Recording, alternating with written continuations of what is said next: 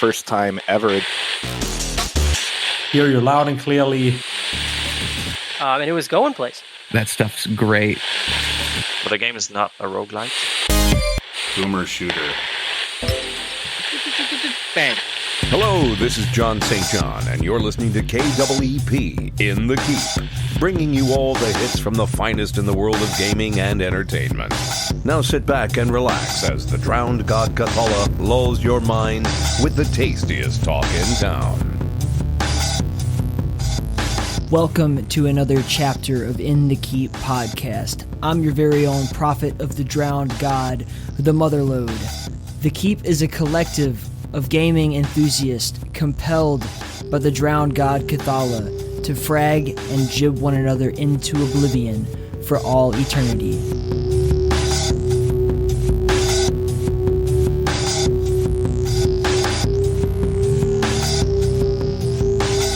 After 94 long episodes, making me feel old.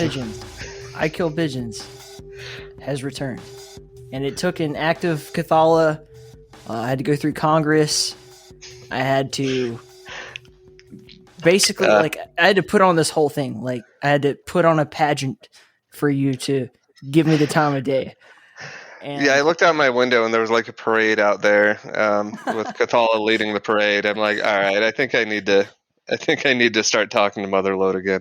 I was really disappointed that I was throwing rocks at your window last night, and I had a mariachi band out there, and we were serenading, but you just never woke up. And I didn't know what to do, so I just figured I'll wait until the morning and give you a text.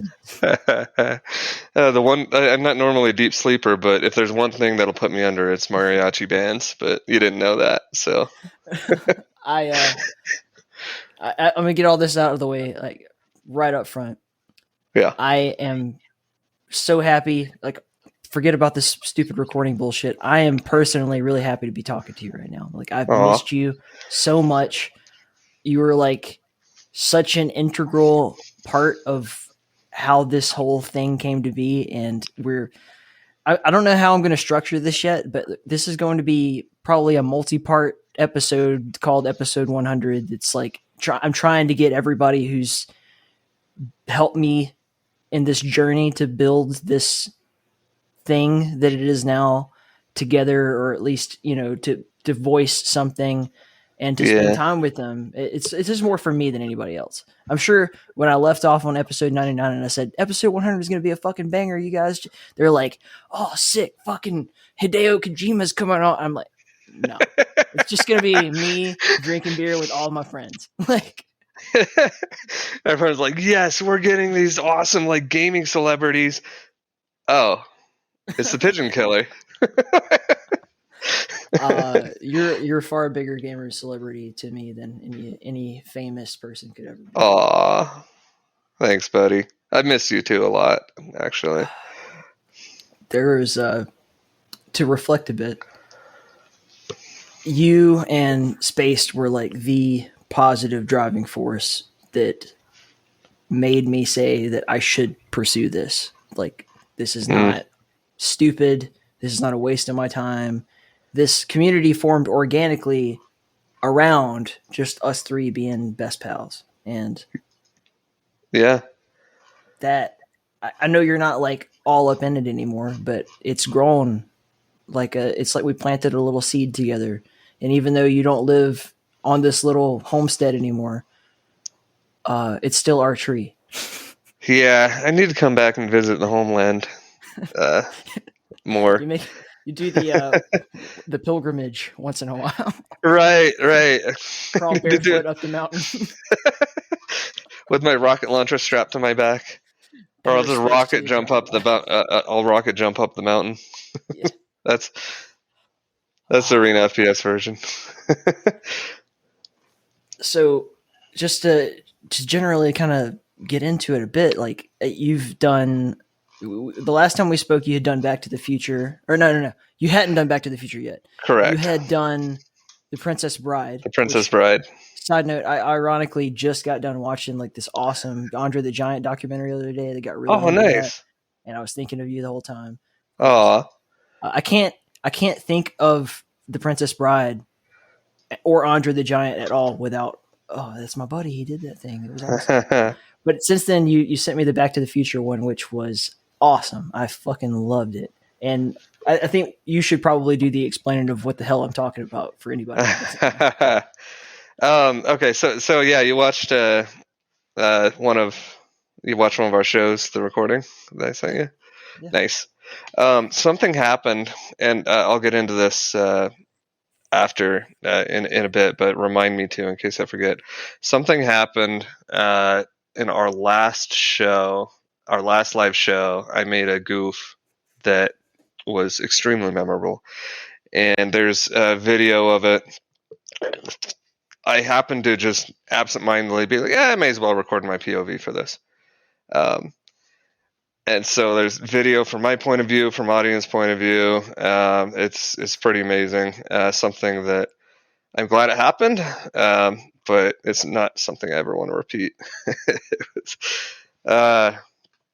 But so Back to the Future. For those that might not know, I'm with a group of amateur actors and actresses that do stage plays live in virtual reality in a game called Rec Room. And a few years ago, we got started because someone wrote a script for The Princess Bride, basically parodying The Princess Bride, and got all of us on board to do it. And after production hell, we got through The Princess Bride and had so much fun. By the end of it, all of the work was worth it. So we decided, let's do Back to the Future. And so we did the main hub room in Rec Room is called the Rec Center. Mm-hmm. And a few years ago, it was called the Locker Room. And so our Back to the Future parody was called Back to the Rec Center because Marty went back in time to the locker room, and he needs to get back to the Rec Center. And so this, again, like The Princess Bride, was a parody set in Rec Room where Marty was trying to get his account back, like his account was going to disappear instead of his life, but it was still, super dramatic because whatever. We had practical effects, or special effects, I should say, on stage of the DeLorean disappearing, flame trails on the ground, stuff like that. And we intentionally made it look like it was a theater play. Like, I'm, sure you noticed the flames were basically just almost like two cardboard cutouts of flame cuts, going back and forth, seesawing. It's like you guys did like the elementary school production. Yes. Yeah, because it's kind of the aesthetic we want to do. We do want it to look good. We want our sets to look great, but we also want it to look like it's a stage play. Some of the biggest compliments we get from people is, I feel like I just saw a show in a real life theater, and that's what we want. So it was a ton of fun. My favorite part is the DeLorean taking off, and like it flies right over the audience at the end when of course they all get in. Doc comes back and we got to go back to the future and all that at the end of the first movie. We have that, and then the DeLorean takes off and it does a slow flyby right over the audience, like close enough to where you can almost touch it as the audience. And every show you could just hear people just gasp or hold their breath, like, oh, it was great. And then of course it would turn around and then disappear right in the middle of stage, and instantly there's a logo and end credits and stuff. Except there was one last scene, because you can't do Back to the Future and not have all three represented. So we had one last scene representing the second and third movie, which, if anyone wants to see that, the show itself is roughly about an hour and a half. We have a recording that we're going to edit down to make it more concise. Right now, we just have the official live streams up, but we will be putting up a recording eventually to make it a bit better viewing experience. For now, I think it's up on YouTube. I would say if you want to watch it, watch the latest recording, because that's our last live show, and something happened with me playing George. Good segue into this. Biff, he's a bully to George, and there's the gag in the movie where he's like, points to the shoes. Hey, McFly, your shoes are untied, and then smacks him in the face, right? So we have that gag in there, and we time it. Obviously, it's in VR, so we can't physically smack my face, but we time it so it looks like it does. And I got to whip my head back with my VR headset on. Well, through practice and through live shows, because we did something like 16 live shows, whereas Princess Bride, we only did like 6. We did a lot of live shows back at the rec center. It was great. But practice and live shows, I probably did that head toss back, because it happens twice a show. Probably did that at least 100 times. The last show, I forget to tighten my headset. My headset just goes flying off, and lands across the room. So in VR, it looks like Biff smacked George, and George just went like backflipping 10 feet away and just smacks on the ground. Turns out that earlier that day, because we have some people on the acting troupe that work for Rec Room, one of them admitted afterwards, we just implemented a thing earlier today that if we detect you traveling like too fast through your play space, we think you're cheating, because like no one moves that fast through their play space. And so it kicked me back to my dorm room. So George goes backflipping about 10 feet away, lands. Dorm room is like the hub area. It's the dorm room is your home room. It's your starting room. Yeah. It's where you change your clothes and stuff. When you log in, you're in the dorm room, that kind of thing. If you get banned, you get restricted to your dorm room for the ban duration, that sort of thing. So it sent me back to my dorm room automatically from the theater. So from audience perspective, Biff smacks him. George goes backflipping, lands 10 feet away, and then disappears. And then credit to all of us, like when we're in practices and things go wrong, we just kind of ad-lib through it or improv through it. Show must go on kind of thing. And we've gotten pretty good at that. And so Marty's sitting there and he goes, "Whoa, you killed him." And Biff's just, he keeps acting like, "Yeah, well, that's just my power." And then there's this awkward, like, the curtain goes down. Right as the curtain goes down, I come back in. And I immediately just start blaming Biff for knocking my headset off. And so it just became a like ad-lib line for the rest of the show that Biff can knock headsets off, and he was threatening to knock people's headsets off. It was great. But the most wonderful thing about any live performance is there are going to be mistakes. Like, yeah, that's what makes them special. It's like an Yeah. actor, or not just necessarily an actor. I mean, my obvious reference is going to always be pro wrestling, but like Sure. the ability to make that part of the show, like yeah, not make it a huge mistake. I remember my band director when I was a kid, like middle school, and he would say, like, if you're gonna blow a sour note, you better blow it as loud as you possibly can. I don't want people over here like afraid to make mistakes, and so you're not really playing. yeah, Just go all in on it. yeah, exactly. It's like we could have taken our time and done a perfect recording, record each scene perfectly and then put out a video. But where's the fun in that? You do live shows, like you said, you never know what's going to happen. Mm-hmm. Each one's just a little unique, and it's been really fun because our shows back at the rec center exposed us to a bunch of other people that also do live VR theater. And so we joined a Discord where there's a bunch of other acting troupes doing stuff. And it's been really fun to see what other people are doing. And a lot of the stuff out there is the audience. They'll have a small audience of 4 to 8 people, and they are part of the show. It's like interactive. You're going through the show with the the actors and they're including the audience as part of the show. It's a lot of fun. I think we're going to stick more with stage, like traditional theater for now, but it's really exciting to see VR theater kind of take off. I mean, I remember when you guys kind of first at least told me that you were doing this kind of stuff, and this is pre the vid, and I was trying to tell you, like, there's going to be a market for this kind of thing. I'm sure it's not like blowing the fucking, Billboard charts up or cracking the box office quite yet. I don't have paparazzi out my door, just a Cathala parade. Yeah. But and a mariachi band still. What we didn't see coming. You guys can go home. Sorry, I was talking to the mariachi band. They're still playing. Vámonos, nos vemos. Okay, thank you.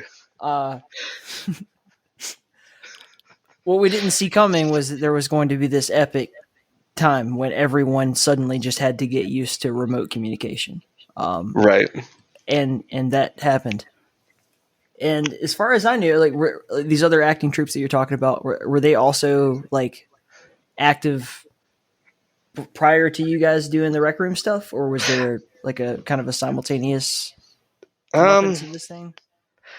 I want to say they were active before, but not as well known, I think, because everyone's sitting at home looking for entertainment. Yeah. And so, it had to have helped them out for sure. It definitely helped our interest with Back to the Rec Center. I would imagine it also has some connection to the popularity of the individual game in which you are doing your production or the software even. So like for you Rec Room guys, like you have whatever the audience of Rec Room is, and then trying to get, even if you do get like, you guys got like CNET coverage or whatever, but like how many of the people who see that are actually going to go try out Rec Room, Right. Especially with the Rec Room, and Rec Room, the game itself, like when we did Princess Bride, it was a VR only game, and during production of it, they added like pancake mode, screen mode players, and now they're with you guys like once or twice on screen mode. Yeah, I don't do the VR thing. Have a VR, yeah. We need to fix that someday, but that's another topic. So Rec Room itself, very, very happy for them. I have a lot of friends that work for the company, and they have been wildly successful. But with that success, they're on Xbox, they're on PlayStation VR, they're on PlayStation, they're on iOS. And the demographic for the players has skewed very young as a result. And so part of what we had to, kind of a stigma we had to fight against a little bit when we're trying to convince people to come watch our show is Rec Room's not just a kids game. Yes, there's a lot of kids in there. We're doing very adult things in there. Come check it out. And we had some people flat out say, like, that was not what I was expecting. That was way better than what I was expecting, and so it's kind of fighting against that stigma. But Rec Room gives us and continues to give us such excellent tools to do what we want to do that I don't see us moving on, at least not for now. Our next show will not be a parody. It will be a straight stage adaptation of the movie Clue, and that will be done in Rec Room. Yeah. And we're not going to share details yet, but you should totally come see a show when we're ready to do it. We're still in pre-production stages right now, but when we're ready to do it, we're going to be doing some stuff with our theater that hasn't been done in real life or in VR ever in any kind of a theater show. In real life, because it would be like almost impossible. You could do it, but it would be like a billionaire would have to want to pour a bunch of money. We can just do stuff in VR that you can't in real life. So much easier. I mean, I'm 100% in your corner. Like I want to show up for shit, but you have to like tell me when things happen. Or I else will. won't know. Yeah, I will. When we're getting closer to Clue, like we're still writing the script right now. It's pretty fairly a ways out. We're getting closer to that. I will let you know, and maybe I can convince you to let me send you a VR headset or something, so you can actually attend in VR, because it's 1,000 times better I when mean, you're if somebody actually else there. is going to pay for it, sure. I think I've told you this before. I'm really afraid of what it'll do to me. Like, because I've seen what it's done to you, and no offense, but like you're totally in that world now, Yep. and I don't know if I want to go. You don't want to be pulled away. Like, I really like what I do. I like spending time with my wife. I like petting my cat.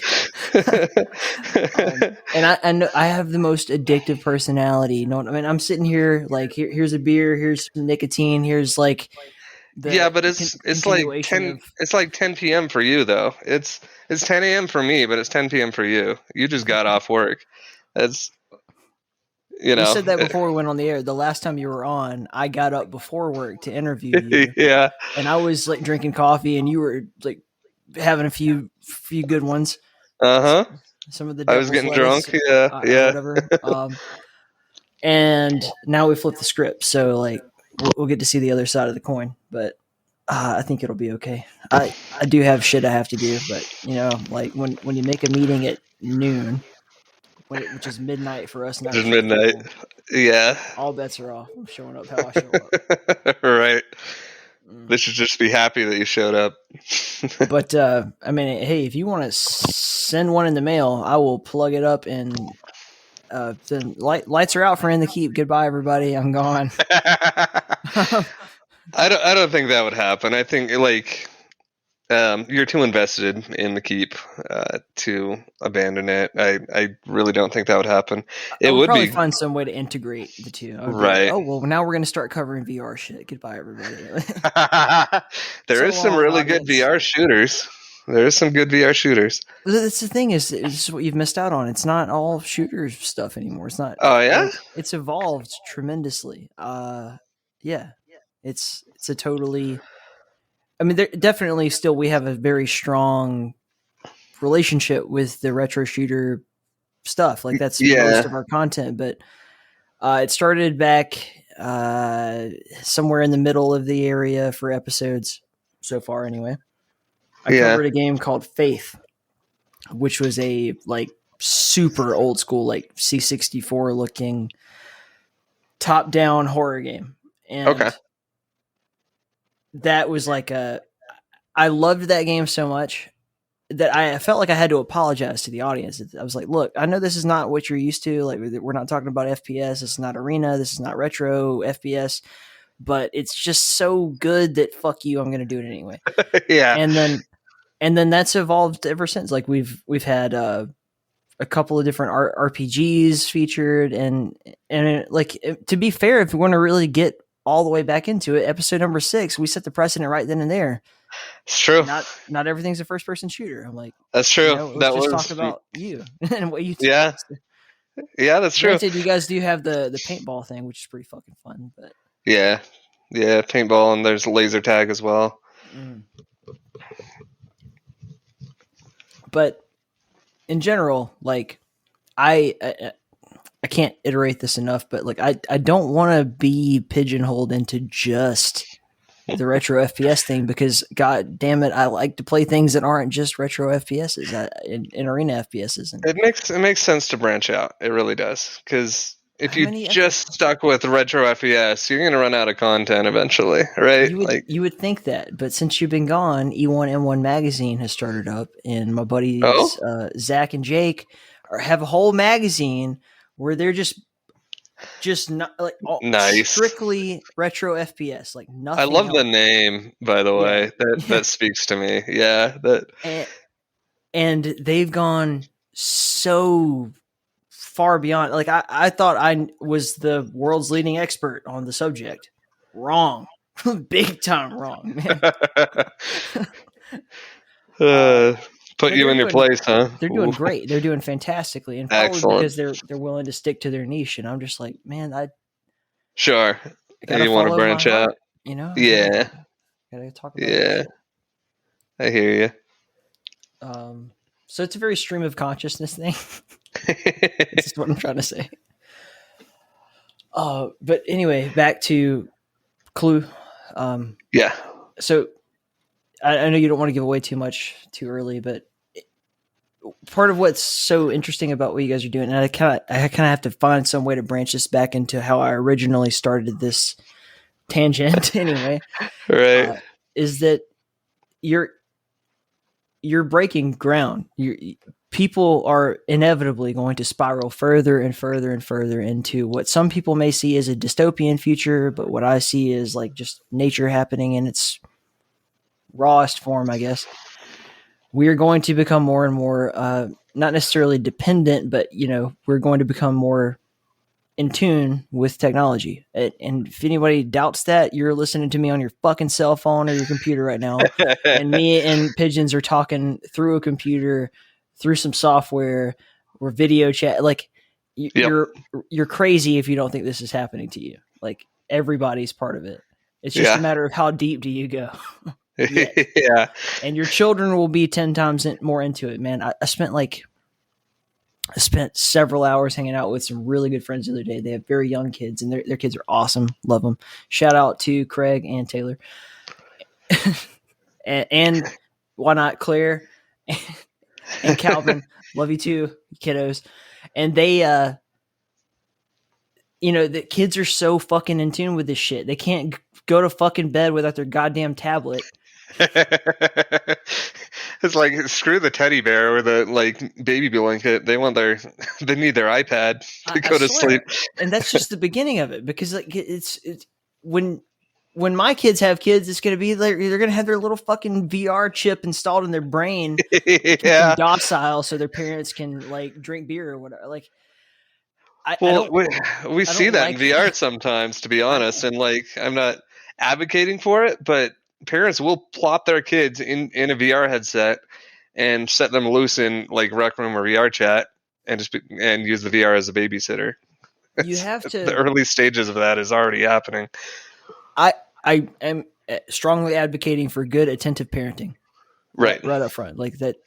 Agreed. If you are doing that with your kids, you should at the very minimum, check in every once in a while with the communities or whatever that your kids are getting involved with, and make sure they're not radicalizing them or some shit. Right.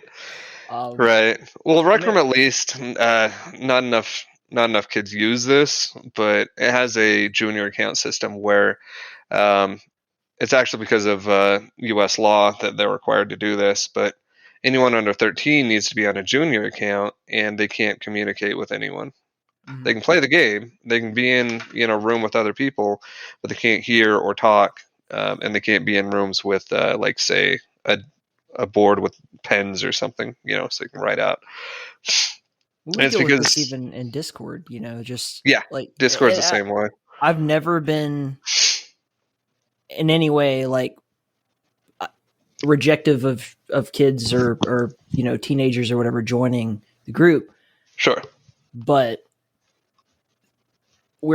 I'm not going to overtly censor people. I'm just not going to do it.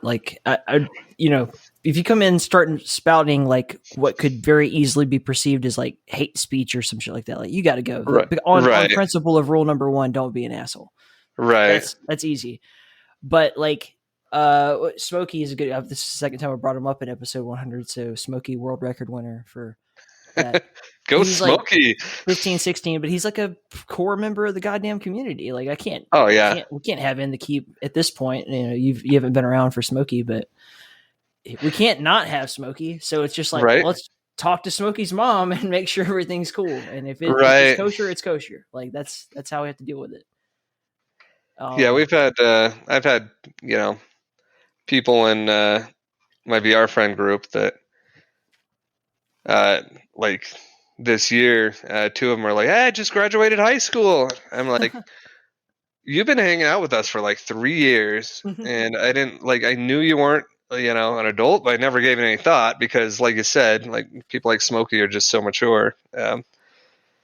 I mean, we know there was no doubt in our mind. Like, okay, you're 15, we get it. Yeah, but it's just like, I'm not going to reject somebody who wants to be part of the community on basis of like age. I mean, if I were running a fucking porn and sex hookup community, which I wouldn't do, but if I were, then we would have much more strict rules. I saw that wink as you said that. No. Try my other company. No, for real. But it's just like under the video keep. Games. This is video games, and like teenagers are going to play. I played video games when I was a teenager, and make a welcoming community for them. And you'd be like, "Hey, we're cool," But like, understand ahead of time that you're, and this is on the parents. I don't even think it's on the kid, to be honest with you. You're sending your kids out into the wild west ether of the internet. You better fucking be on it. And I guess that's where we were going, was like, there's some responsibility there. Yeah, there is. There certainly is. Know what they're up to. Yeah. Know the people they're hanging out with, or have some idea of it. Yeah. But I'm always mom. I'm always like, hey guys, fucking seriously? Okay. Like, homeboy's like, you can't be saying that. Okay.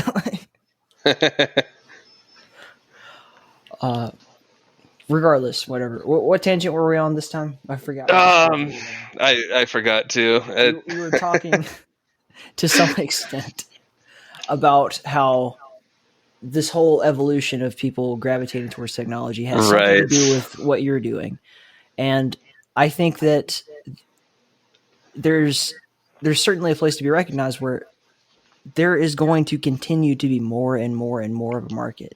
We've already seen people who have seen what it's like to work from home for the first time ever in their entire lives, be presented, now that the vaccine's coming out and all this kind of shit, with the option, like, okay, let's go back to work. And motherfuckers are just quitting their jobs. Fuck that. I'm not doing that. Shit. I didn't have to commute for a whole year and a half. Kiss my ass. I will gladly go on doing whatever the fuck I want for the rest of my life. Right. I mean, not everybody has quite that. Has that luxury, to be able to do that. If you can, I don't see why you wouldn't, man. And I'm not saying stay locked in your house all day, but the days of like the days of just like honest to goodness, like slave labor of get up in the morning, go to your job, work the hours that they set for you, pretend like you need to be there at a meeting that you really don't need to fucking be there for. Like, that's right. Chipping away slowly. It is.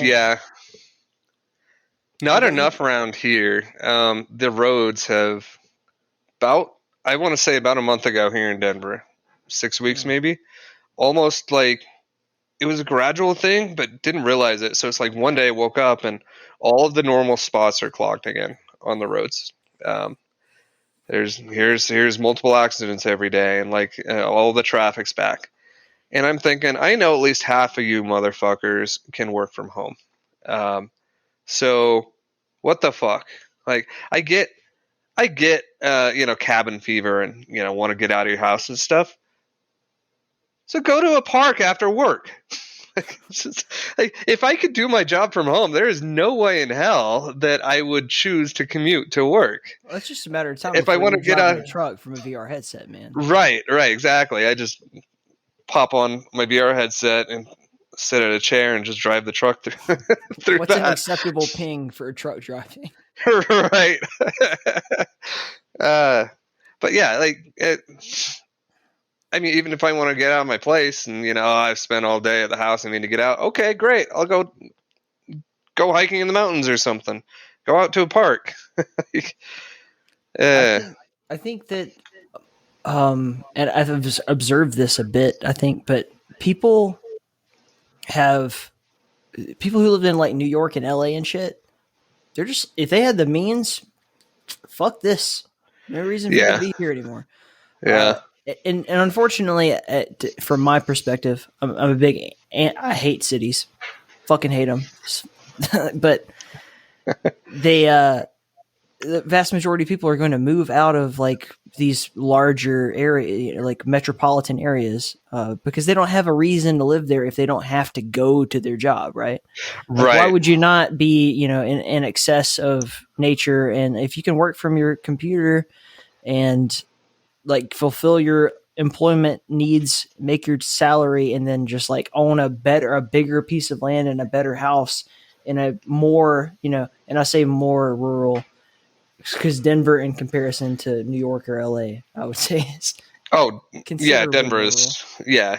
complete like yeah. Though Considerably, it is or still like a large Houston. city by my standards. It is. There is lots of people who've moved from California to Tucson just like in this short period of time. In fact, there's like the fucking Yeah. U-Haul trailer store has like this special on anybody going to Southern California gets a huge discount because there's so many trucks coming from Southern California to Tucson. Get them out of here. Yeah, we've had that influx of Texans and Californians here in Denver as well. And initially there was the, like, what are you doing? Get out, stop moving here. But then you realize, like, I need to get off my pedestal. And, like, it's a great place to live. Soon No as wonder you guys why legalized they- weed and mushrooms, y'all are fucked. People are moving. Yeah.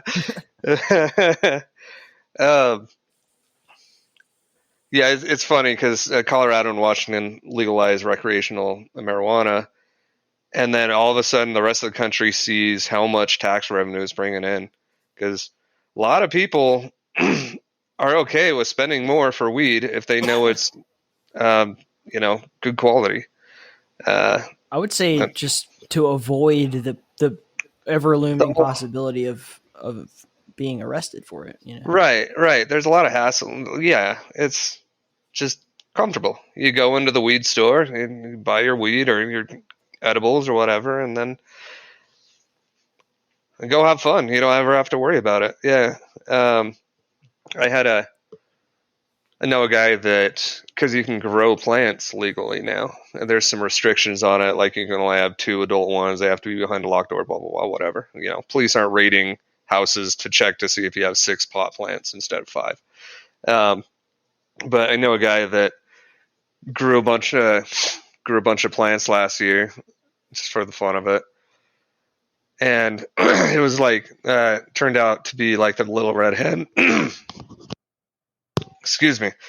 Turned out to be like the little red hen story, where it came time to harvest and separate the seeds from the buds and all that. And he said it was a lot of work. No one wanted to help out. But as soon as the weed was dry and ready, all of these people all of a sudden were his best friend. And so he's like, you know what? Fuck that. I'm not growing weed for them this year.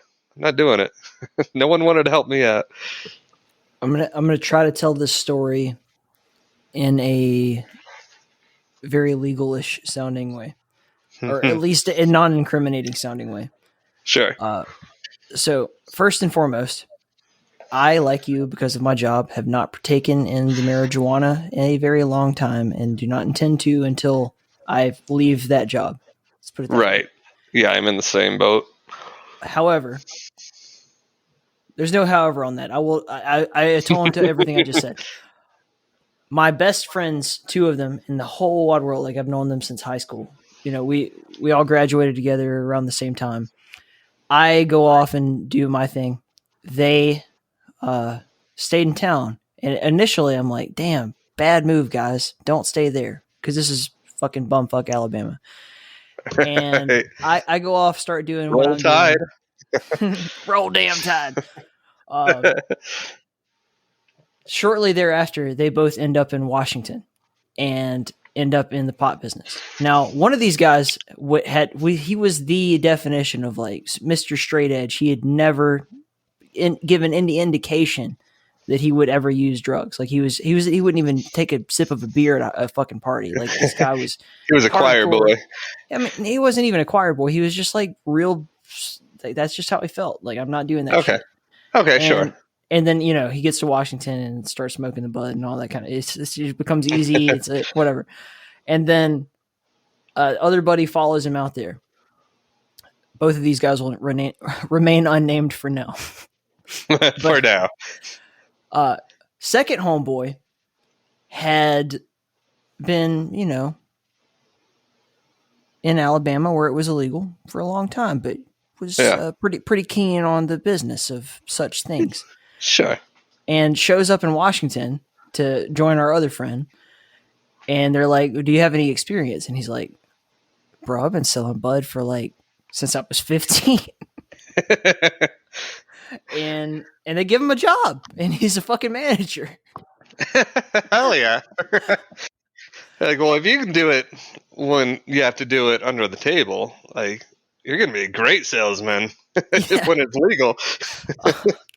But all that to say, essentially, that people are going to follow opportunity wherever they see it. And if you have the opportunity to not be a fucking, spending half your day commuting into a city or whatever to make your living, why would you even do it? And we're seeing more and more of that. And all of that, again, fucking 40 minutes into the conversation to say, people are going to eventually transfer that to entertainment as well. And that's already become a thing because of COVID too. Yeah. Is people were going to the movie theaters, and now it's just direct to Netflix, direct to Disney Plus, and people are just I like staying at my house and watching it on my home fucking theater that I bought for $500. Kiss my ass. I subscribe to HBO, their streaming service, and they've got a deal with some of the studios where it comes out in theaters and it's on HBO for 30 days when it comes out in theaters. And screw going to a theater. I'll sit at home. The beer is cheap. I don't have to worry about how I'm getting home because I don't, drive when I drink. So I can sit there. I can have some beer. I can make myself some food. I don't have to get super expensive movie popcorn, although it's really good. But it's just a much better viewing experience. If I need to go to the bathroom, I can pause the movie. It's just so much better from home.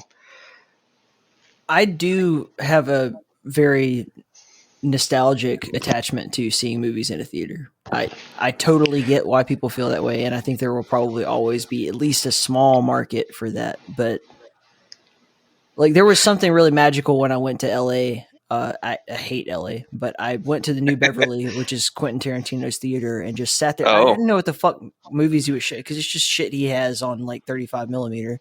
Yeah, some Nancy Kahn movies that he was showing that night, and it speaks to the experience that you don't remember the movie very well, but you remember the experience, exactly, the atmosphere of the theater, right. And that's very something that you clearly love. So yeah, that's a good point. I can see that. Yeah. I think there's something to that probably won't really fully go away. It'll probably, it'll be when Sorry for Your Job, when self-driving cars fully take over. There will still be people who want to, go to a racetrack and rent a car, right, or whatever, and drive around at 100 miles per hour. The same way that there are still people, and of course there would be, who, keep a horse on a ranch somewhere that they don't get to see every day, but that they want to go ride their horse, and that it's really important to them. And if they have the means, they're going to do it. I think theaters, they're, at least around here, I know how I was there. Before COVID, they were shifting towards, and I hope this comes back, towards less of a just straight movie experience and more of a dinner and a movie. Less seating, more spaced out. You have basically a table in front of you. Yeah. Order food, and there's waiters that'll come bring the food out to you. And so it's an entire evening all grouped into one instead of just let's go see a movie packed in like sardines. It's a much better viewing back into what you kind of do, and there will be some overlap here.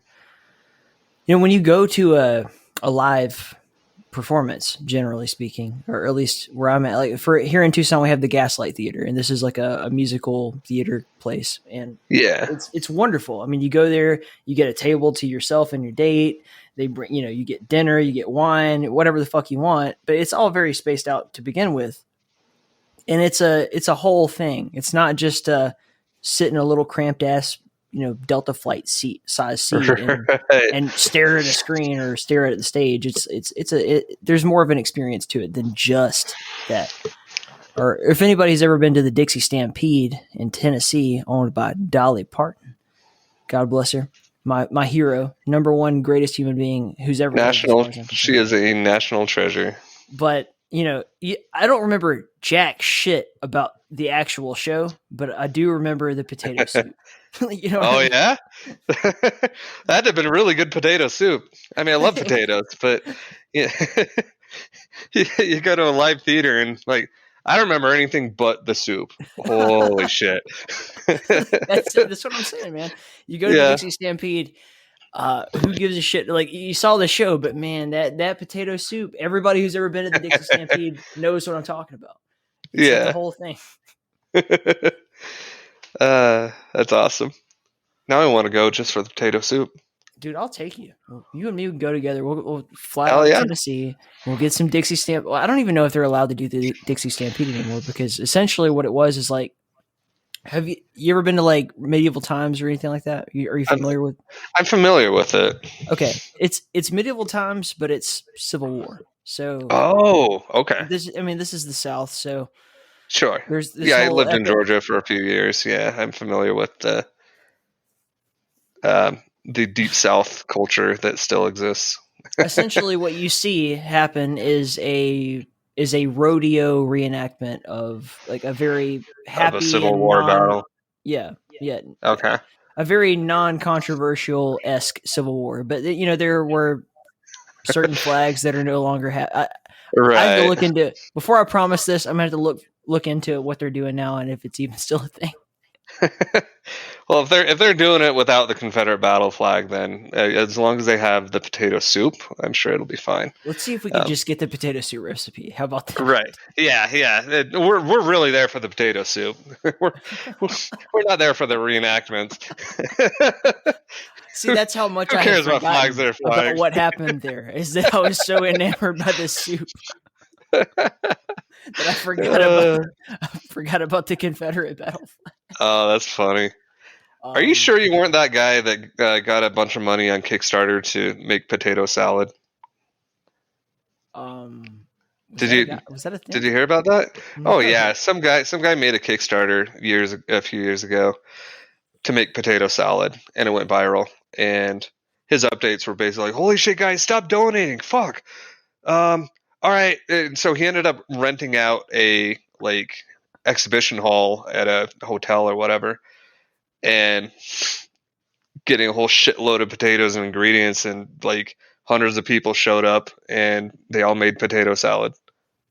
That sounds fucking awesome. Yeah, and the way you love this potato soup, I'm thinking, I wonder if Motherlode was that guy. No, but that sounds awesome, and I would love to do something like that. Because if I were to bring Mama Brandon's potato salad recipe to the world stage, it would end potato salad around the world. Like nobody would ever be able to. You would put so many potato salad companies out of business. It would be fucked. They would not know what to do with themselves. There would be like this dark war room with a bunch of food executives, barely lit. You can barely see their faces, steeped in shadow. What do we do about the Motherlode potato salad? Oh my god. So I guess the next like little tangent that I would like to try to explore here is, because it's been a long time, what do you remember of in the Keep that resonates with you? And then I'll try to bring you up to speed as we go through that. The tournaments that used to host, the FPS tournaments, those are always a ton of fun. And the cross promotion of FPS stuff, because there was, ultraviolence or ultraviolence stuff. Ultraviolence and State of Quake were the big And State of ones. Quake, yeah. Yeah, I remember a lot of cross promotion with them.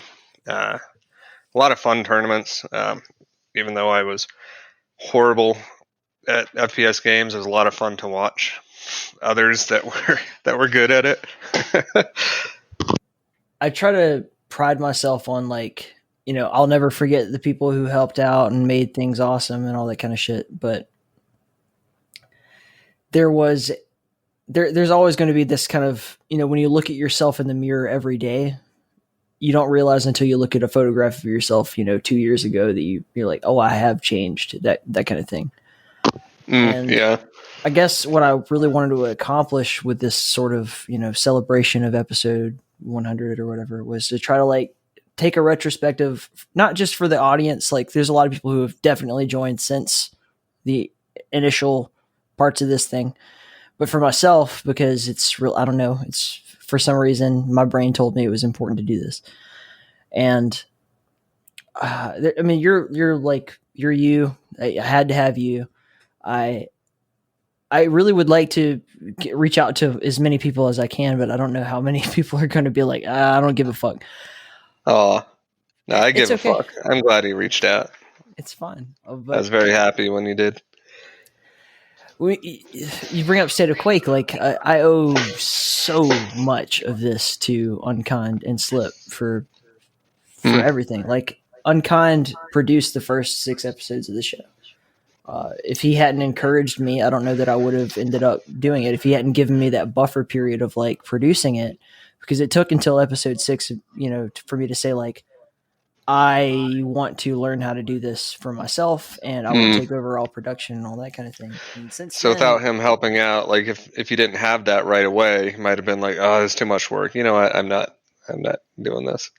And that goes so much deeper than just the podcast. Like, if he hadn't encouraged me to go forward with the podcast and been really cool about just like, yeah, here's all the audio, publish it on your own shit and go ahead and have fun. Yeah. And all the other generosity.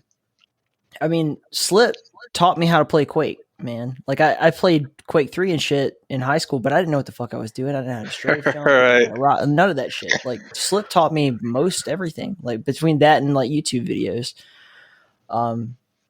I would not be where I am now if not for the shoulders of giants that I stand on, and that includes those guys, that includes you, that includes everybody who's even in between then and now. Like so many amazing people have helped out within the Keep out of the generosity of their hearts. It's not like I was like throwing a bunch of money around until we just now gotten to the point where there is money to be shared, and I couldn't do what I do. And this is like my dream job. This is everything to me. If it comes over high water, no matter what's going on in my life, I value that the people who care are going to get an episode of In the Keep every Tuesday, and I plan to keep doing that as long as I live, or at least as long as I can foresee.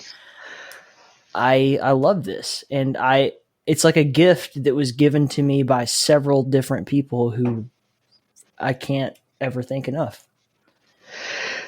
I'm really happy you're having a lot of success. You have always been very passionate about the Keep, about In the Keep. That's right. That's great. So when you were first around, we did the Cathalis Keep thing, and then we did the Keep thing, and then it became, because the podcast was called In the Keep was it was just the podcast name. And now I noticed, forgot about this. Yeah, and I've been poking around on the Discord while we're chatting. I noticed the Discord is named In the Keep now. Well, it was a brand recognition thing. It was like, we have to like be easy to find. And as much as I like held on for a long time, like, no, it's just the Keep.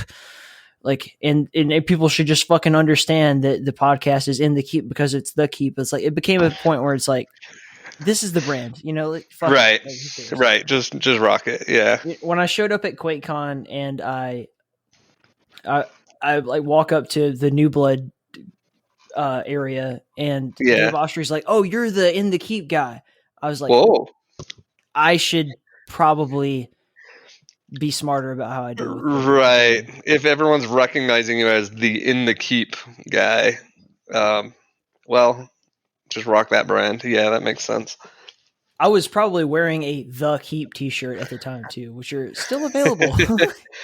I have one. You sent me one. I need to send you the new one. You gotta like. Yeah. There's a new one In the Keep. Yeah. We redesigned the logo and everything. It's been a whole fucking like. I didn't really intend to spend the time talking to you to just be like, oh, look at all the fucking great shit we did, but like things have been.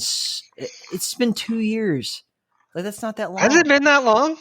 It took me like It feels like it's been like, all right. It just feels like it was just a couple months ago that we were playing Quake Champions. Is all like. So we were playing Champions together in like October 2018.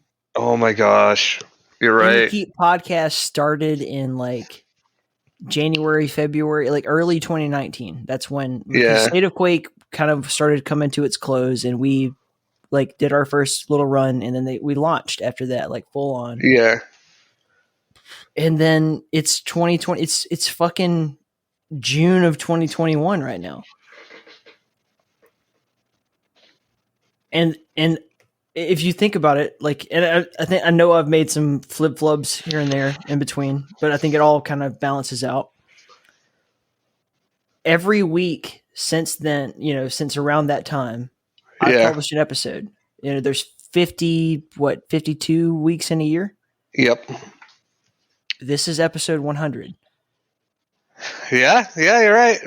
Like, it has been 2 years. It's been 2 fucking years. Jeez. Blink and there goes a couple years. It's so fucking insane to me, man. Yeah. So, are you like? Do I need to fill you in on like the last whole year of shit? Like, are you aware? Did you see Realms Deep? No, you got to fill me in on all of this. The past, like most of 2020, I was completely engrossed in creating and doing and acting and like directing Back to the Rec Center. So that like took up my entire focus. So like, we'll continue on that path too. But like, just give me like a little chunk of time in here to like. Just man, you got all the time. You get all. Take all of the time. We've already talked about the VR play. We can move on. Let's talk about what's going on the past year within the Keep. I want to hear all this. This is gonna be hard because you're reminding me of shit that I'd already forgotten about. And I'm sure I've forgotten about a lot of shit. Do you remember Bran Flakes? I do. Okay. So how's she doing? Very well now. She's a young adult. She's kicking ass, taking names in the real world, as far as I know. Try to keep in touch as much as I can, but obviously, like everybody's got their own shit going on.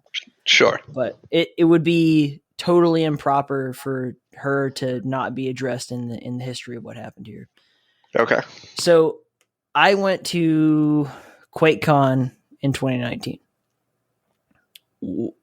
This is a very summarized history, and the other episode 100, which is like with the kind of modern day crew, will cover a lot of this too. But fuck it,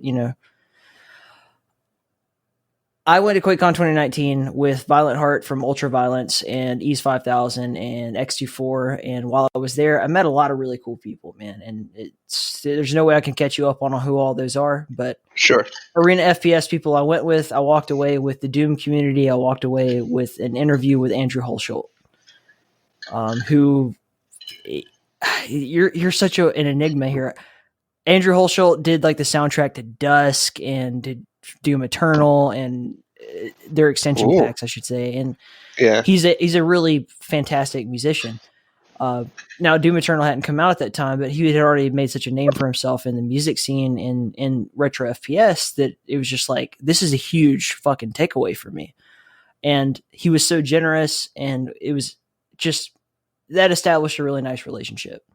From there, at that point, we'd been interviewing people who were like, part of smaller retro FPSs. Nothing wrong with any of that stuff. I'm not diminishing anything that we've ever done. I'm just saying that like there's an amount of interest from an outside crowd that is only generated by people who are known to a lot of people. And so when he does that, suddenly when I reach out to people, because you know me, I'm a fucking crazy motherfucker, and I'll just email anybody in the middle of the night because who cares? Yeah. Suddenly people are like looking through the catalog and they're like, "Oh, Andrew did the show. I'll do the show." And then we get like, okay.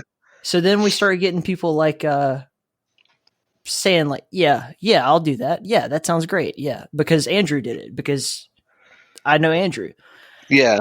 And simultaneously, amongst many other things that she did, Bran Flakes, I think, goes to PAX South in Texas. And she talks to Fred Schreiber, who is the vice president of 3D Realms, for some reason, because she's amazing. And she's like, hey, have you heard of this podcast In the Keep? And he's just like, oh, no, what's that? And she's like, well, it's this show that primarily talks about, retro games and FPS and that kind of shit. And, I really think it would be cool, I guess, for you to go on that show. And he's like, fucking set it up. Nice. So we get Fred on, and Fred is, so there's kind of three, there's the triple crown, as I like to call it, of retro FPS right now. There's 3D Realms, there's New Blood, and there's Night Dive. Yeah. Fred comes on. We hit it off amazingly. We talk about Duke. We talk about all the stuff, with 3D Realms.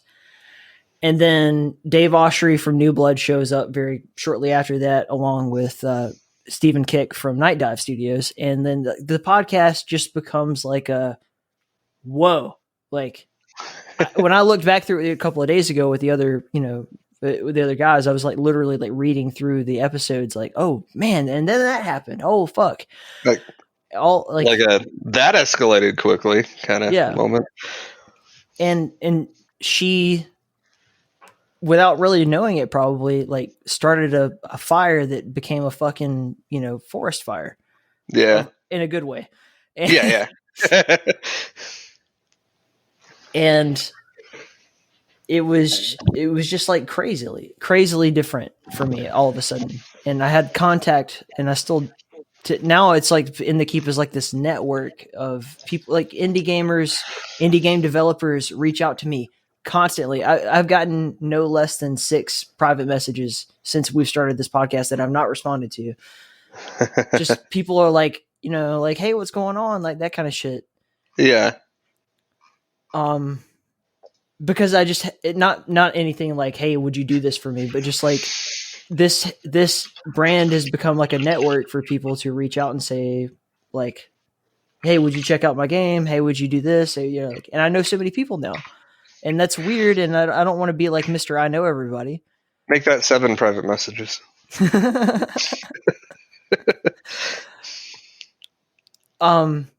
So that culminates in, I get a message one night from Fred long after we've done our episode, and apparently he really liked the show and liked the vibe of it. And he says, would you like to be part of this thing we're doing called Realms Deep, which is 3D Realms. This is mid-COVID, so virtual convention at this time, and probably will be for the next couple of years until we get out of this shit. Yeah. And he's like, would you like to do all the interviews for this? And I was like, you're goddamn right I would. Right. And that was like a huge stage for me to interview Cliff Blazitsky from Epic. I didn't get to do John Romero because, like, long story short, I was asleep when he decided he was able to be but Jahar from Tasty Spleen did it on In the Keep podcast instead of me. Oh, okay. Chuck Jones, who drew G-Man for Half-Life and a bunch of other shit, like American McGee, just like the who's who of. I never thought I would be able to talk to. Tim Willits was on. John St. John, Duke Nukem. Yeah. Like. Yeah, these are the who's who of the gaming world. And I never thought this would happen to me, man. That's really cool. And suddenly, like, bam, there's 5 or 6, 7, whatever podcasts with like legends in the gaming industry that just continue to make the podcast even more of a thing. And it's, to be very clear, like it's not ever going to be the Joe Rogan experience or some shit like that, but it's become a sustainable little podcast. And I'm really proud of that. You should be proud. And here we are preparing right now for Realms Deep 2021. That's awesome. Okay. Off screen, off air after the podcast, you're gonna have to give me all the information about that. I'll let you know. All right, yeah, hit me up on that. I'm not in the business of like, hey, friends who are not usually involved with this, like, fucking come praise me and tell me how great I am. I'm just like, I'm genuinely excited for where and I say this to you, where our little baby has gone. Yeah, it's incredible. Like, last time I was on, it was, hey, this is really cool. He's doing a podcast, and hope he has success with it. And now, well, you did. It's great to hear. But yeah, like for the Realms Deep stuff and what you're doing, like what you talk about in the Keep, it is stuff that I legitimately am interested in. I grew up playing the same games as you, playing the same games these guys created. Lately, my absence from, in the Keep hasn't been like, oh, I don't care about that. It's just been other things pulling my attention. You have no obligation to explain yourself. Well, point being, I'm not just, when I say give me information about Realms Deep in 2021, I'm not doing that just to be nice. I legitimately am interested in that. So I'm excited. That's really cool. Your interest in what I'm doing doesn't need to be like, I don't care. Like, we're friends. Right. Until I message you and you're like, in the reply is like, sorry, he's dead. You're my friend. Like, and even then I'm going to mourn you. No, he can't come onto the show. He's dead to me. I mean, like, I'm just fucking stoked, man. Like, this is so what you're doing, what we're doing, like what I'm doing. It doesn't matter. We don't have to like have this relationship built around like, hey, what did we accomplish? Like, you're my pal. And that's all that really matters to me. But yeah, I do really appreciate it. Like, it's been a wild fucking ride. Sure sounds like it. I feel bad for not being around to support you more, but you don't have to. You really just have to show up every once in a while and be like, hey, man, I love you.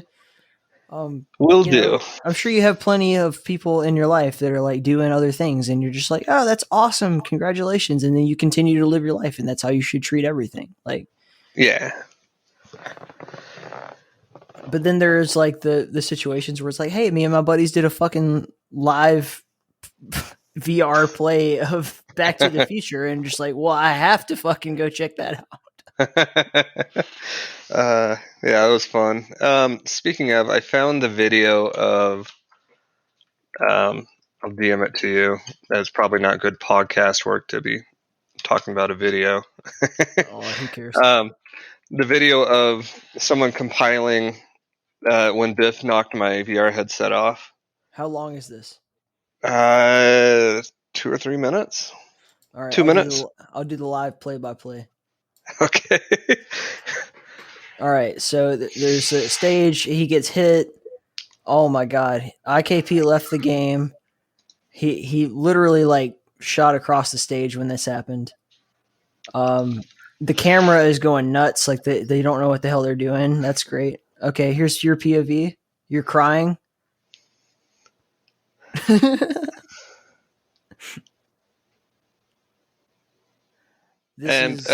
What you're not hearing without audio is when my headset flies off, you hear a raw, unfiltered, like pure swear word. Like I could shit. I have the audio. Yeah, shit.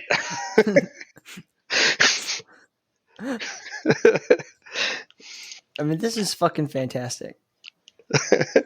By the way, whoever was playing Biff did like an excellent job. And meanwhile, your George is just like the most non-acting acting in the perfect way to be George, where it's just like, oh god. Yeah, it was really tough to play someone as pathetic as George. It's really brought me out of my element, but just Yeah, the thing is, like, that's what really is interesting about George's character in Back to the Future is that you get the alternate timeline of like who he is and who he could have been, or depending on how you interpret space-time continuums, who he is and who he could have been. Right. Way, Right. Yeah. Because George wouldn't, at the end with confidence after he punched out Biff. How do you it's a interpret completely different person? That could be an interesting topic. Like which one is like? How do you interpret which is the George that is canon and which is the George that is like lost in the space-time continuum? If you, right. God, my brain is hurting just thinking about it. Well, according to like different time travel, universes or movies or whatever, deal with it differently. Like Avengers, for example, when they time travel, it creates alternate universes. However, in Back to the Future 2, Doc Brown explains that Marty screwed up the timeline. Now, I guess it could be because it splits off and creates a completely different 1985, where Biff is super rich and powerful because he stole the almanac. So my interpretation on that is like in Back to the Future, there is just one timeline, and time traveling back and forth kind of fucks with that one timeline. Now I'm sure it could be a great amount of debate about whether or not they would have like collapsed the universe by doing that, but time travel gets fucky, so I'm not gonna go too much into that. I think it's just straight up. Like it wasn't so much about what happened to change George into like confident George, and kind of, let's be honest, he's kind of an asshole when he's confident too. Like he's kind of a dick to Biff. It's a weird thing in that in the film we see it as retribution, though in reality that did not happen. Right. Because the other timeline didn't happen. Although Biff did bully him, in high school. But what my interpretation of what changed so much isn't so much about George; it's about Biff. Because, and this is why we actually wanted to represent that in our play when Biff, instead of getting punched out, gets reported in front of everyone else in public. And just like in the movie, Biff gets punched out in front of everyone else. And like you think about most bullies, and Biff's no different. What's the one thing they can't have? They can't look weak in front of other people. And so when he got punched out, he lost his intimidation. He lost his power. Look, someone stood up to Biff and took him out. And then from then on, he can't go around bullying people because no one gives a shit. You're just a wimp, we saw George punch you out. Or in our play, we saw you get reported. Someone actually reported you. Yeah, you got banned. You keep being a bully, I'm going to ban you too because someone else did. And so it just takes away from Biff's bully power and changes Biff's personality, which allows George to flourish and be confident.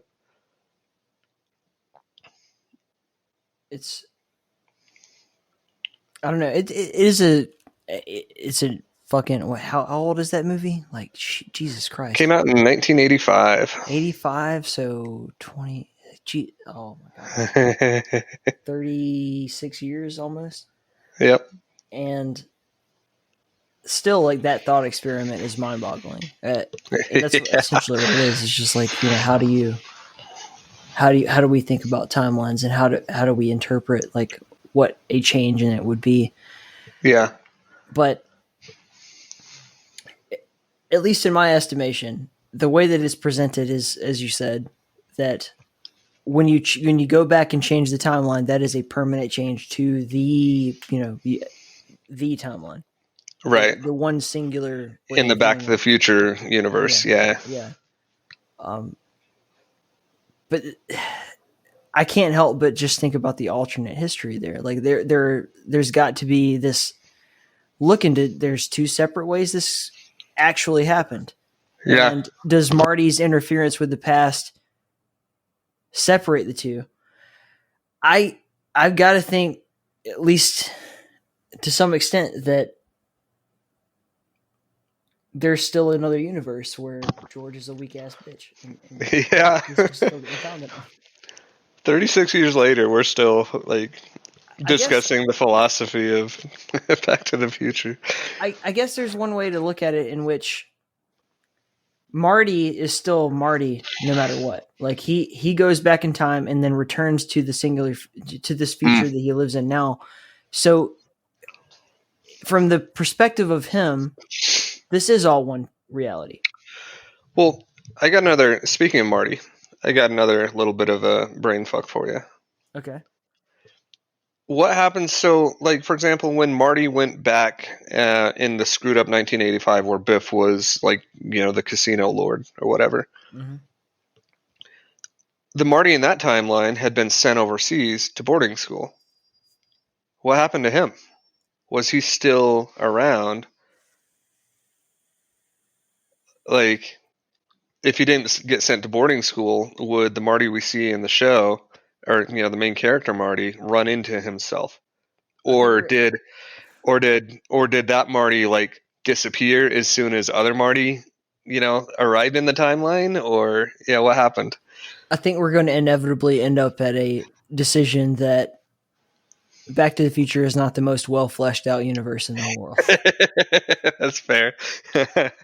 It is a great movie, though. I will say I must have watched that movie probably at least 30 times while writing the script, and it never got old. How do you guys make decisions on what you're going to do? As far as our major productions, usually someone throw ideas out. Hey, let's do this or this or this. And we get enough support, like, okay, yeah, that'd be fun, and kind of narrow it down to just a few.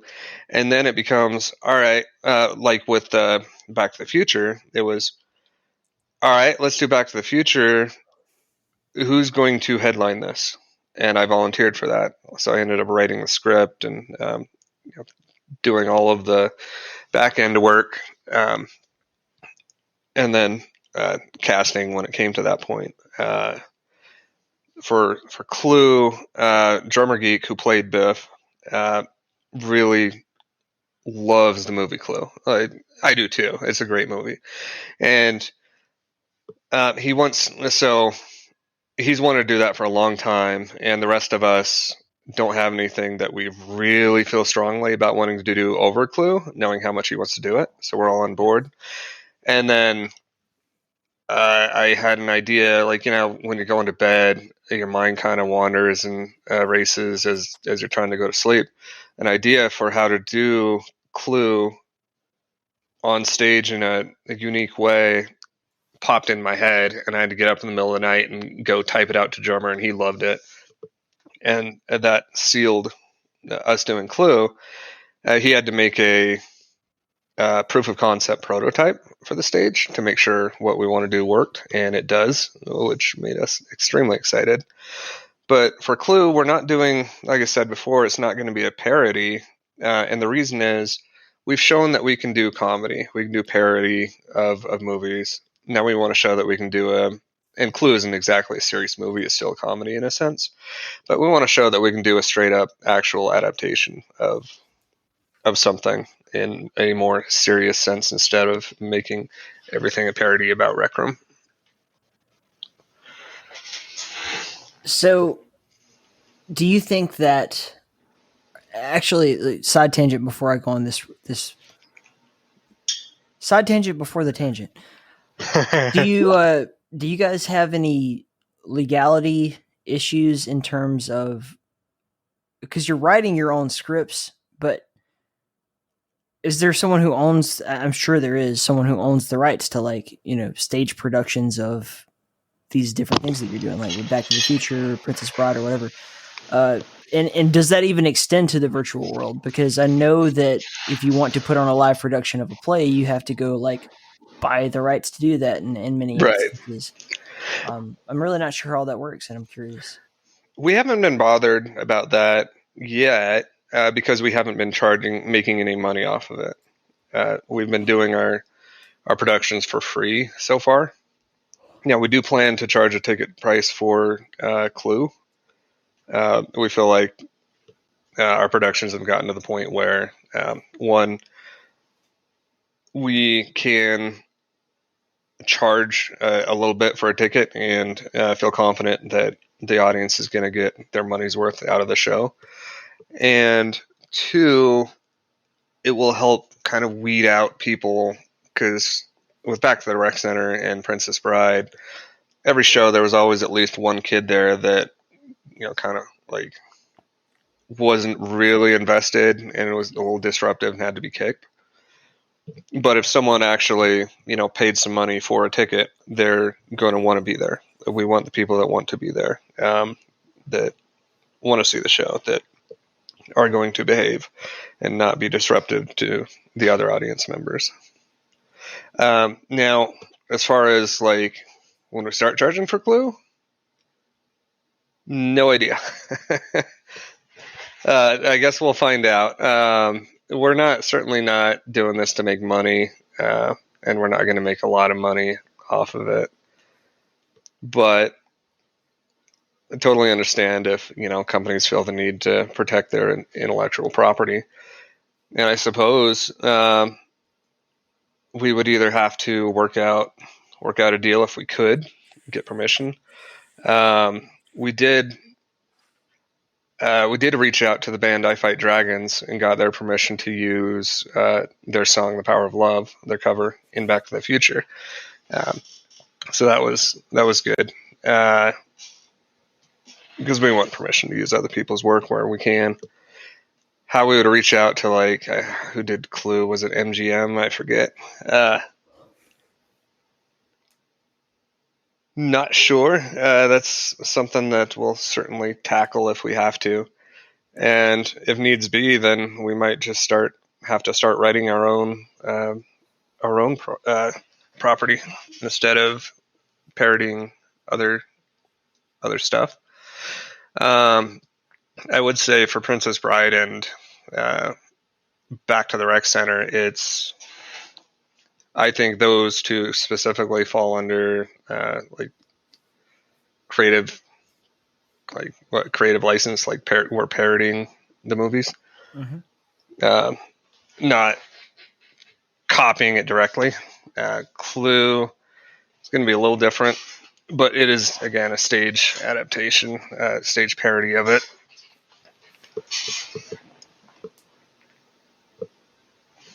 I didn't mean to make you work through a problem that you hadn't already thought through. No. We're very much focused on actually doing it. And if it gets that kind of notice, then it means we were successful in doing what we wanted to do.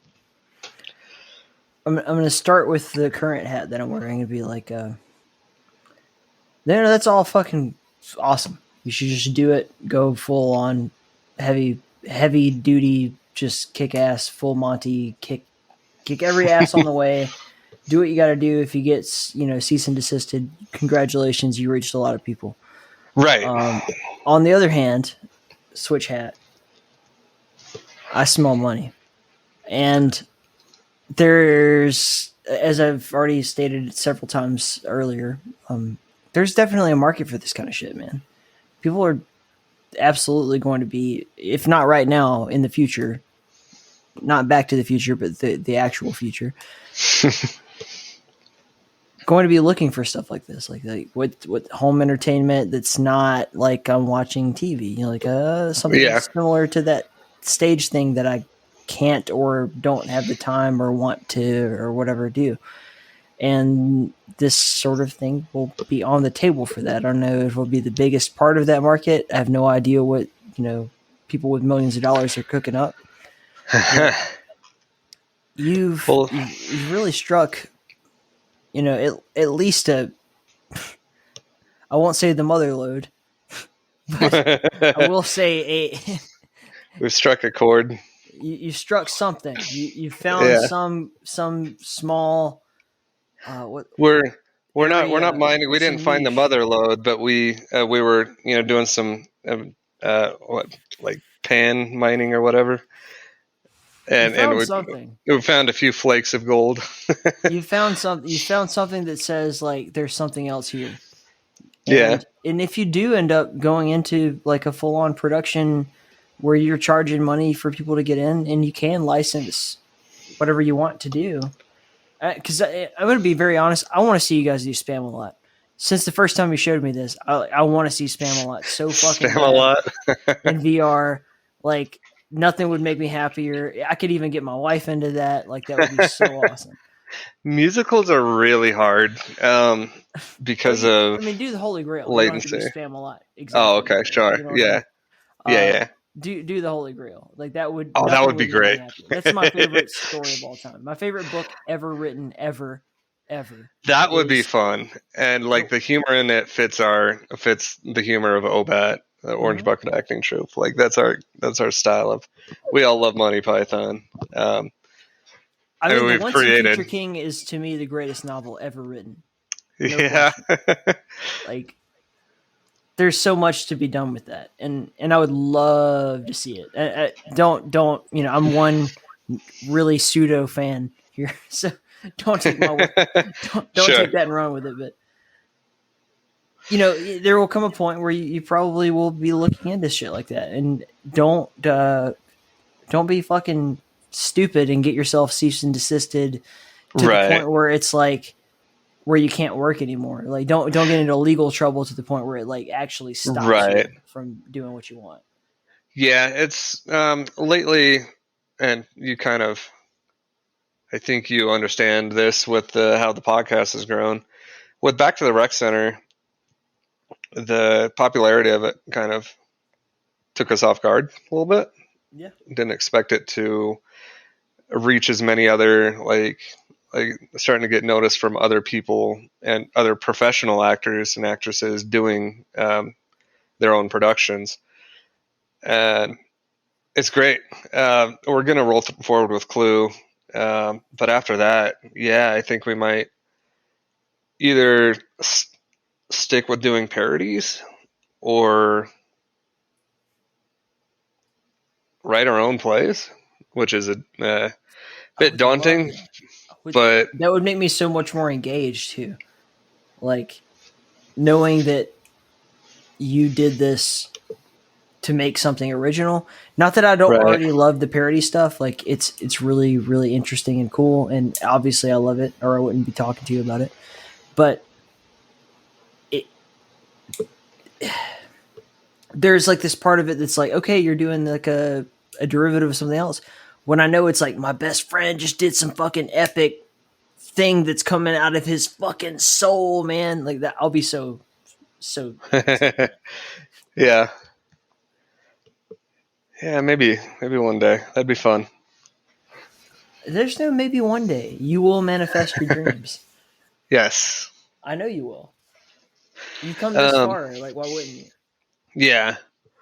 Well, speaking of like, I mean, I would love to. It's like an almost impossible industry to get into, but I would love to get into like the, VR acting / voice acting, like type stuff.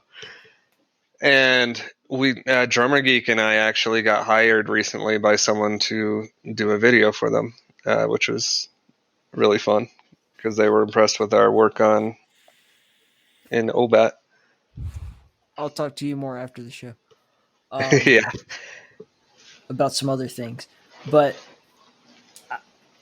before I went on that tangent, before the tangent, I have to go on now the tangent. Now it's time for the tangent. I'm really mad at Chris Ryan for stealing the podcast name Tangentially Speaking, because like that's the perfect name for a podcast. There's no better. As hard as it is for people to spell and look up, Jesus Christ, is that the best ever name for like a proper podcast? Right.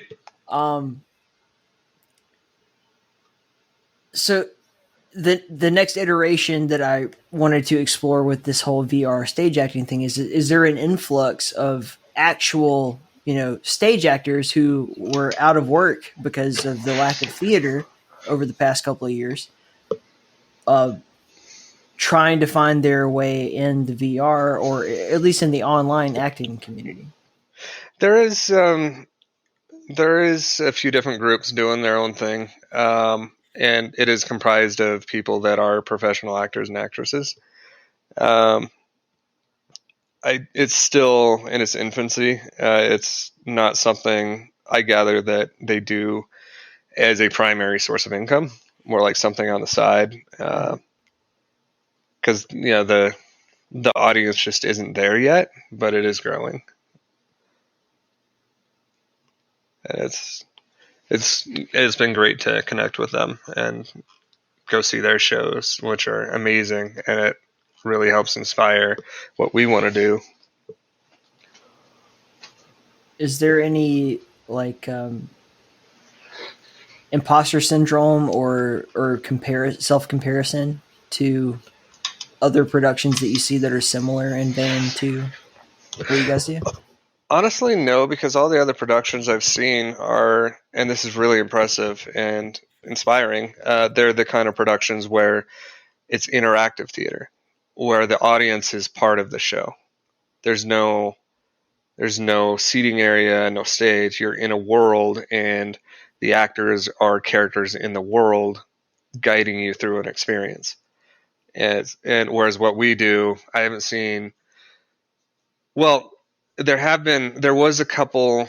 There's a group in Rec Room that does like tribute concerts, but they use recorded audio, and so they'll just like be on stage pretending to be a band or something while they pipe the audio through. There was another group that was inspired by seeing one of our shows that wanted to do musicals. And so, because of audio latency, musicals are, you can't actually sing it because it's going to be all desynced. So they piped audio through and just basically mimed, what the actors and actresses were doing for the musical stage. So those two technically are like stage productions, but there's really no one else that I've seen yet that does traditional theater, full-length traditional theater shows like we're doing. The closest would be there's a group on VR Chat called VR Chat Improv, and it's a group of very, very talented people that do Whose Line Is It Anyway style improv. It's a lot of fun. And they put on a great show. They just had their 4-year anniversary show Sunday. They've been doing it for a while. But again, that's, improv theater and not traditional, Broadway style theater. Not that we're Broadway actors, but yeah. Okay. So for the people listening, I just paused, ran away for 10 seconds and then ran back. There's this magnet that I've kept on my refrigerator since I moved here. When my wife and I were moving from Mississippi to Arizona, we were celebrating our honeymoon, and we spent a week in Denver for that because she wanted to see the Rocky Mountains and all that kind of shit. And there's a whole other story behind that actually ties into In the Keep, but I've told it so many times that don't need to tell it again. Yeah. But it's this Adams Playhouse murder mystery dinners. Ooh. Okay? Yeah, right. Okay. And I solved the crime. We decided, what's cool to do in Denver? This was one of them. And we essentially, it was medieval night. That's all we really knew about it. And we went to a costume shop and bought I bought a fucking big stupid foam sword, and she bought a tavern wench outfit. Yeah. And we show up to this thing, and it's live interactive theater, exactly like what you were just describing with your comrades, or your co-conspirators, maybe, to take over the world with fucking internet and technology. But this is a really fucking cool experience. It's the only time in my life that I ever, other than wrestling, which is the ultimate form of interactive theater, again, Sure. No bias there. But this is one of those like whodunit kind of things where like, you know, Yeah. the king has been murdered and like who did it, and like they do the whole interactive thing with the audience to figure out like, okay, did you guess it? And the winner, you know, who guesses it wins something or whatever. And you kind of get paired up with other couples or other groups that are there to determine it. I don't want to live in a world without live theater. And Right. as I've discussed with you pretty extensively at this point, like we're inevitably like flowing towards this world where it seems more and more difficult for people to do that kind of thing. I don't want it to be that way. I really want the world to go just back to fucking like square one of everybody can do whatever the fuck they want, and who gives a shit if there's a virus in the air, just cough in each other's mouths. But, Old man yells at cloud. I know, but you are. I get what you're saying. You are spearheading this genre. You're spearheading a very interesting world, which a lot of people are going to gravitate towards, and I want to see experiences like this. Was like, as I said, man, I just ran all the way downstairs and back up to bring you this stupid ass magnet. So you about an amazing experience I had that could not have happened had I not been in Denver at the time.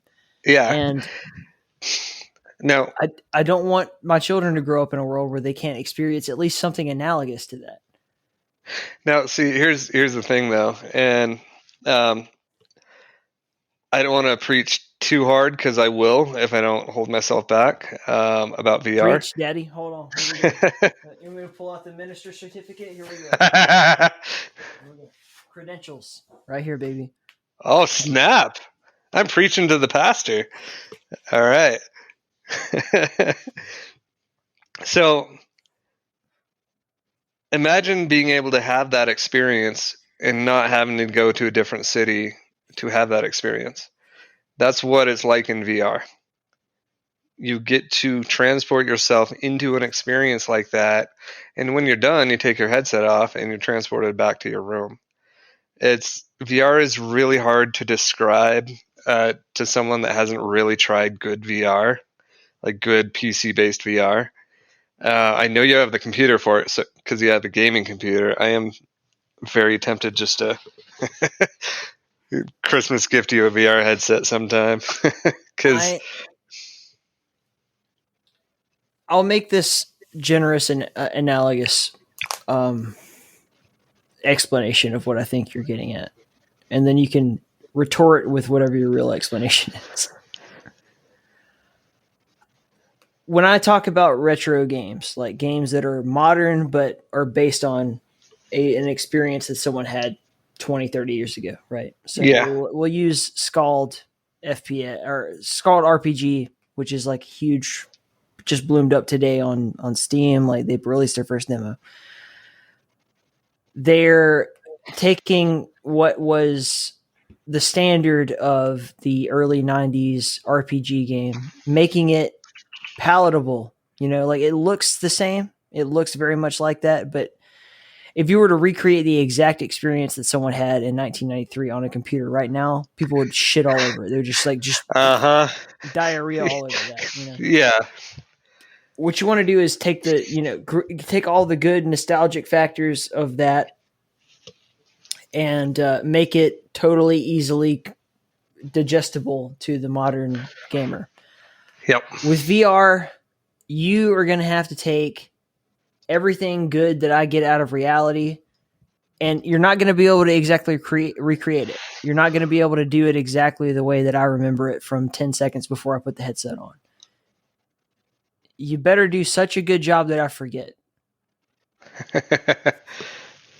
I'm afraid of that too, because that you forget about real life. I'm afraid that if you make me forget about real life, then I'm going to be sucked in. Well, so VR is fun because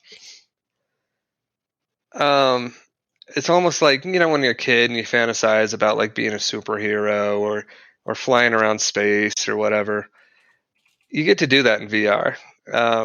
And it's so immersive that like when I play Elite Dangerous, sit there, got my HOTAS and stuff, and put the VR headset on. I'm in a spaceship. My brain thinks I'm in a spaceship. I feel like I'm flying around space. It's legitimately like when you jump between star systems, you come out and you're right in front of the star, and it just fills up your view very quickly, and it's a little intimidating first couple times. Or you can, well, you mentioned it earlier, go play paintball. A lot of fun, but you don't actually have to deal with getting welts from the paintball guns or from the paintballs. It's not so much recreating real life as it is doing stuff that you can't do in real life, but it feels almost real because it's so immersive. Yeah, but I guess the analogy I'm trying to make is like, I know you're able to do things that you can't. We already do that in video games. You're able to do things that you can't do in real life. Like that's the whole fucking point. It has to make me. I'm really struggling with words here. Let me put it this way: the difference between experiencing something on a flat computer screen or through a VR headset. So you've watched Back to the Rec Center or Back to the Future play. You watched it on your computer screen. That's like watching a video recording of a Broadway play. You see everything going on, but if you were there in VR and actually attended the play, it would have felt like you were at that, instead of watching a Broadway play. And again, I'm not trying to say we're Broadway level production, but just for analogy's sake, it would be like being there in the theater versus watching a recording of it. I know I've been like touting everything that you've done so far. Like this whole time I've been saying like, this is the future. This is so great. This is awesome. There's still that innate part of me that says like, what if I like this so much, I'll never experience a real visceral live performance again because I don't give a fuck anymore because I'm so sucked into this VR thing. Oh, there's still something about actual live performance. There's nothing like it, man. Exactly. Yeah, it's not going away. Like you said before, you don't want to live in a world where your kids can't go and experience a like escape room or murder mystery in real life. Those aren't going away. VR just makes it easier to experience more of that when otherwise you couldn't. Like me doing VR plays doesn't make me think, oh, I don't want to see a play in real life. It makes me want to see plays in real life more. I remember, because I've seen plenty of. Well, I've seen a few really good plays. One sticks out is there was a small theater called the Playmill Theater up in West Yellowstone, and I went when I was a teenager to see a production of Annie Get Your Gun, which is about Annie Oakley. And that was an amazing experience. At the time, I was like, all right, I guess I'll go because the whole family's going. And I loved it. And then now that I'm doing this stuff in VR, it just brought all those memories back. And I want things to get back to normal because I want to go attend actual live theater in real life even more. It doesn't take away from that. It adds to it for me. I'm going to ask you a very difficult question. 7. No, that's not it. It's not 42 either. Okay. Does VR porn make you want to go fuck women more? I actually have not dabbled in that. Okay. Sure. Yeah, that's a line. That's a line that even I am not going to cross. No. That would just make me. I don't know. I don't know if I could look at myself in the mirror if I actually. I'm so terrified of like what does this do to interpersonal relationships? And I'm sure you have a very new like beautifully put and nuanced response to that I should just listen to and be like. I would imagine, and again, I have not dabbled in that. It's just not something that, like, I don't know. It's just too weird, even for me. I don't fucking believe you, man. I don't care if you don't believe me. Not a bone in my body believes. We do project ourselves into others, huh? So is that why you're worried about the VR headset? You don't want to get in VR because you'll just get addicted to VR porn? No. No. You heard it here first. The Motherlode has become addicted to VR porn before even trying VR. There's an excellent episode of Black Mirror that actually explores this, right? So it's called Striking Vipers. I know exactly the one. Yeah. Okay. Yeah, I watched that because when it came out, you were like, "Hey, let's play some Striking Vipers," and I was like, "What is that?" And I just let's play. Don't worry about it. Then I watched the episode. I'm like, oh.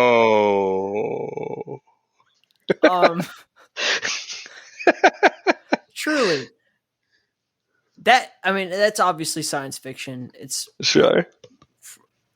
It's a gross extrapolation of what's currently going on. We'll have a lot of time to figure out whether or not it's going to happen, but it's a real possibility. I don't want to live in that world, man. I really like banging Mrs. Motherlode. She's like my best friend. We get along great. She's soft. She smells good. Yeah. I don't think it's going to have any more of an impact than regular porn has had over the decades. I'm putting you on record. We'll see. We're going to check back in 10 years. All right. Yeah. In the Keep number 1000, we're going to check in with IKP. And see how that prediction went. I'll be too busy in my VR headset. No, we'll be doing the podcast in VR at that point. You won't have a VR headset at that point. You'll have a VR implant. It'll be a brain implant, right? You'll be like, man, my truck driving job is long gone, bro. Elon Musk fucked the whole industry over.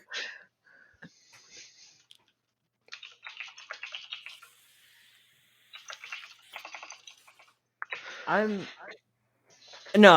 really enthusiastic. Like I want to ride the wave and see what happens because there's really nothing I can do about it. But honestly, the number one thing that's held me back from VR is just like making that initial investment.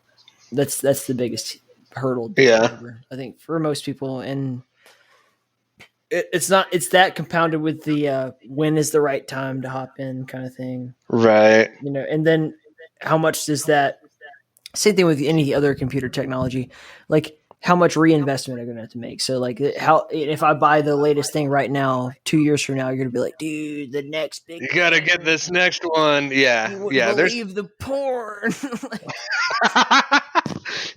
You can go inside the butthole now. You can swim you watch that Striking Vipers episode way too much. Sperm do you watch that? POV porn. Do you watch that every night before you go to bed? Every morning before you go to bed? I have not watched that episode since the last time you and I talked about it, which is I mean it. What was what you said? There's not a bone in my body that believes that.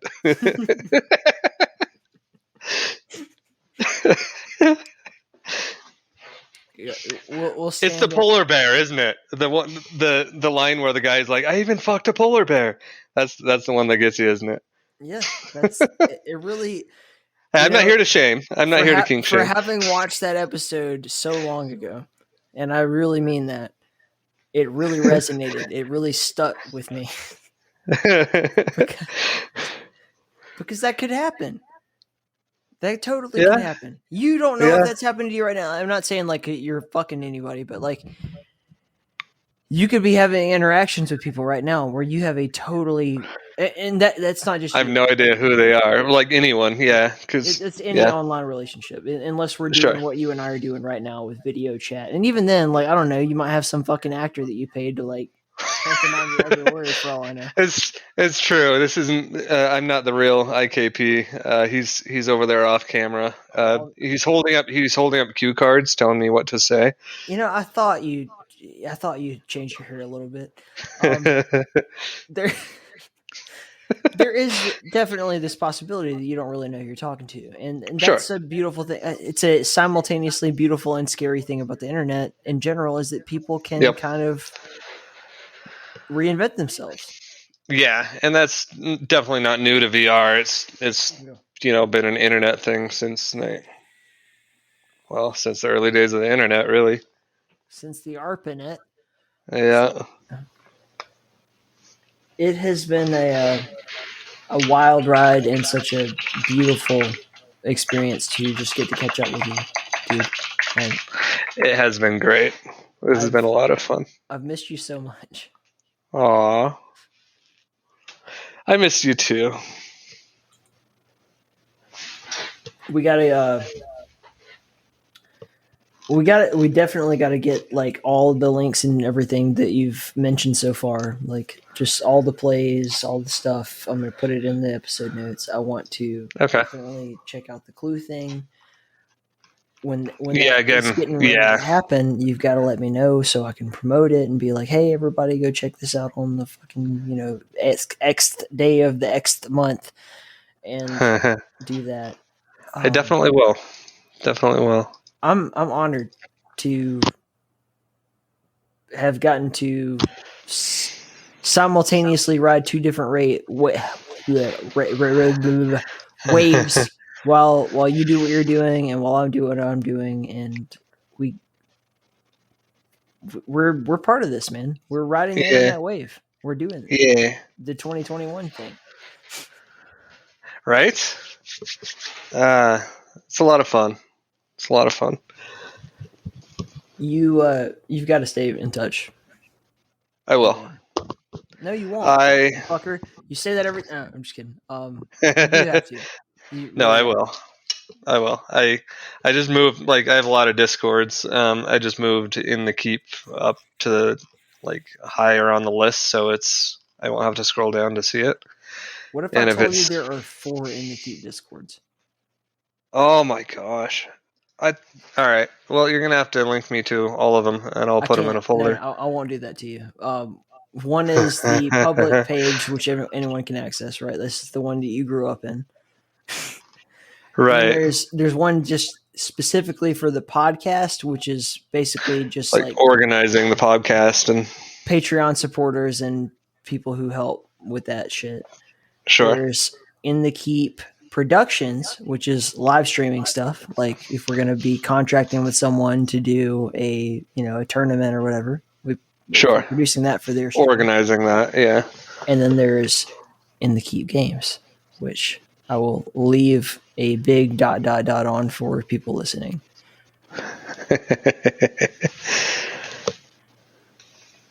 But you're just gonna leave them hanging like that, not gonna give them any more info about In the Keep Games?